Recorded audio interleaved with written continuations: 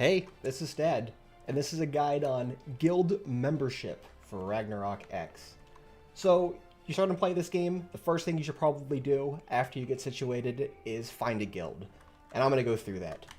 All the features of a guild once you're in one. What are the expectations, for example? What do your guild masters want from you? At least the bare minimum. And the first thing you should understand is the guild orders. People call this donations. But donations is kind of like the wrong term for it. Yes, you spend Zeny to buy these materials, to submit them, but you get guild contribution points back. And those contribution points are worth a ton of stuff. I'll get into that later. But when you open this up, I've done my first 2 pages. When you open this up for the first time, there will be 8 submissions you could do. And once you do the first page, you could hit this refresh button down here and then do another 8. After the first 2 pages, they cost crystals. So this is like the whale zone, right? Like you can get 2 pages of rewards, but if you're a whale, you can get 10 pages and really push it to the limit. And you can see the rewards on the right side. Like it gets the guild funds, it gets the guild experience, it gets the Otherworld Gate energy. I'll get an Otherworld Gate in a second here. So one of the problems that I see is people say they can't afford these because they're a new player and they're poor. They don't have enough Zeny. I have 2 pieces of advice for people that don't have any Zeny. The first thing is do the Tavern Minigame and do the OX quiz. If you do both of these, you'll get 600,000 Zeny just by selling this little item here. It's just a quick and easy way to get daily amounts of Zeny so you can do your donations pretty easily. However, a better way to get Zeny is to overnight AFK. Which means when you play this game, if you ever log out of Ragnarok, you are losing. Your character should be logged in at all times, killing mobs if you're not playing it. And I wake up to my character killing thousands of mobs and wake up to millions of Zeny. Like pretty much every day I get like 1 million or 2 Zeny when I wake up. And that should be enough to do all the guild orders. So the guild pass. So as people complete guild orders, you'll level up the guild pass. And this is why you want a big guild that's active, that's doing those submissions. You just get free rewards. And as you do donations, you get these coins. And these coins allow you to get the bottom row here. And the only way you're going to get all of this stuff is if you're kind of wailing out on the donations and doing the crystal donations. Otherwise, you're not going to get to the end. You're not going to get the pretty mount unless you're doing crystal-based donations to the Otherworld Gate. This is an event that the guild can host for the guildies. They just kill a bunch of MVPs. And you get shadow equipment gear as a reward. And shadow equipment gear is kind of uniquely locked to guild activities. If you aren't in a guild, you're not going to get anything for your shadow equipment stuff. In order to kind of move the needle here, there's like a progress bar. Donations do it.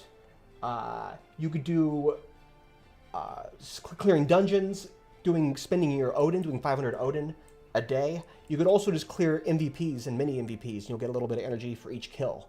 So even after you do the daily stuff, you can keep killing MVPs to kind of push the needle here and get more Otherworld Gates.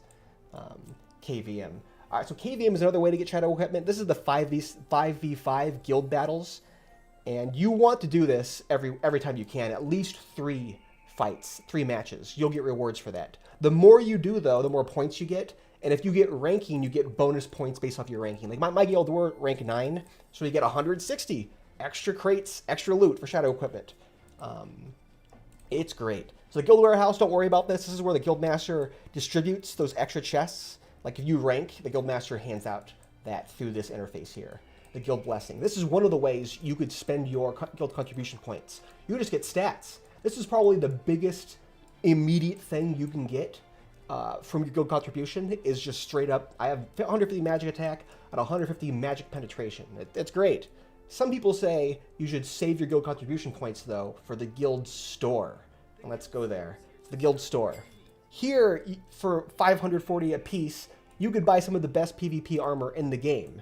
And it even has this amazing set bonus that just makes it so you don't die every 2 minutes. You're just immune to death. It sounds pretty good to me. So you could either save up all your points and buy the guild store items, or you use them on the blessing. It kind of depends, because you kind of have to hold out for a while to get all 3 pieces to get that set bonus. So Guild War. This is the big event. This happens every Saturday. You're going to go and get your ass kicked and kick some ass with your guild and get shadow equipment rewards for that as well. There's a guild contribution, there's an individual contribution bar when you're doing this, and you want to get at least 600 points. If you do not get 600 points, you will not be able to do the arcade. So, but the arcade is a little bit complicated. There's two different types of the arcade. There's the Abyssal and the Nether. If you are one of the big guilds, owns a castle, see these 5 guilds? They own castles. They get to play in the Abyssal Arcade, which is a PvP arena that only they can go into. Only these 5 people can go into. Only these 5 guilds can go into it. The Nether Arcade is for everybody else that didn't get a castle. And there's us. We were the top guild for that.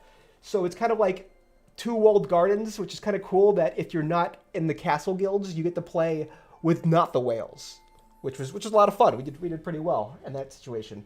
This also gives you shadow equipment rewards. So again, the big rewards here are guild contribution points. That gives you the blessings. That gives you the armor for PvP.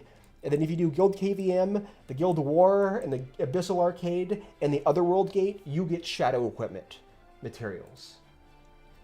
And that's it. Yeah, that's my guild guide on how to be a good guild member for Ragnarok.